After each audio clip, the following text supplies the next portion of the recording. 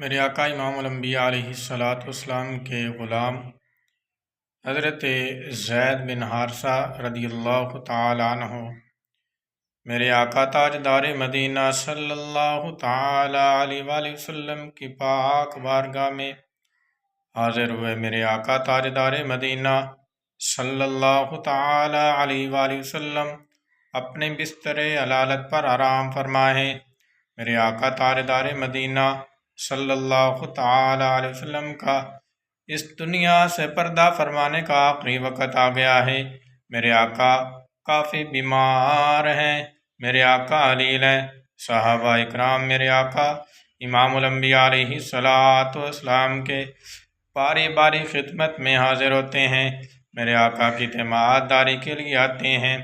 میرے آقا تاجدار مدینہ صلی اللہ تعالی علیہ وسلم کے پیارے غلام حضرت زید بن حارثہ مدینہ پاک کے باہر ایک دیہات میں رہتے تھے، ایک قبیلے ایک بستی میں رہتے تھے۔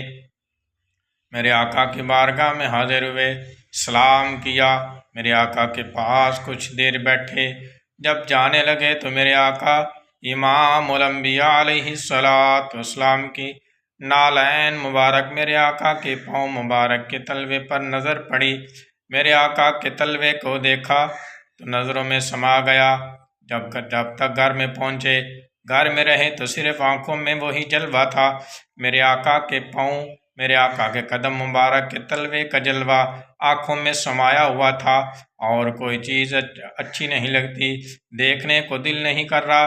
حضرت زید بن حارثہ رضی اللہ تعالی عنہ میرے آقا سے بڑا پیار کرتے تھے، میرے آقا کے سچے غلام تھے۔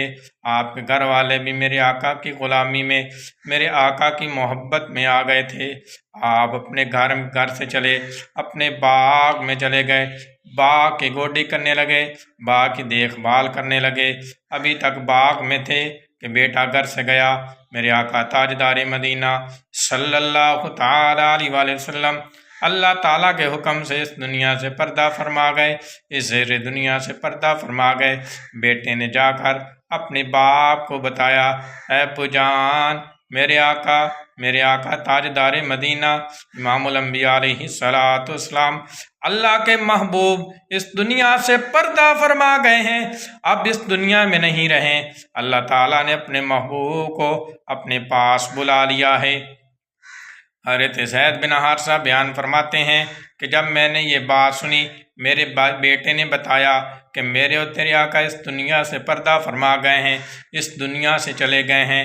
مجھے کوئی اور بات اچھی نہیں لگی، میں نے اللہ تعالیٰ کی بارگاہ میں دعا کی، اے رب العالمین، اے خالق و مالک، اے دو جہانوں کو پالنے والے، اے زمین و آسمان کو پیدا کرنے والے، اپنے محبوب کو اس دنیا میں بھیجنے والے، ہمیں اپنے محبوب کا امتی، اپنے محبوب کا غلام بنانے والے، اب میری آنکھیں واپس لے لے، میں اور کوئی چیز کو دیکھنا نہیں چاہتا۔ میں نے آپ کے محبوب کے پاؤں کا تلوہ دیکھ لیا ہے، میں نے آپ کے محبوب کے پاؤں کا جلوہ دیکھ لیا ہے، میں نے وہ خوبصورتی دیکھ لی ہے جو 14ویں رات کے چاند میں بھی خوبصورتی نہیں ہے، جو آپ کے محبوب کے پاؤں کے تلوے میں موجود ہے۔ اللہ تعالیٰ نے حضرت زید بن حارثہ رضی اللہ تعالیٰ عنہ کی دعا کو قبول فرمایا، اور اللہ تعالیٰ نے حضرت زید بن حارثہ رضی اللہ تعالیٰ عنہ کی آنکھوں کی بینائی واپس لے لی۔ اللہ تعالیٰ نے آنکھوں کو نبینا کر دیا۔ حضرت زید بن حارثہ جتنی دیر زندہ رہے، میرے آقا کی غلامی، میرے آقا کی محبت میں نبینے بن کے رہے، کسی اور چیز کو نہیں دیکھا۔ یہ ہیں میرے آقا کے غلام جو میرے آقا سے اپنی دل و جان سے، اپنی ہر چیز سے بڑھ کر میرے آقا سے پیار کرتے ہیں۔ اللہ تعالیٰ ہمیں بھی وہ صحابہ کی محبت، حضرت زید بن حارثہ کی محبت عطا فرمائے۔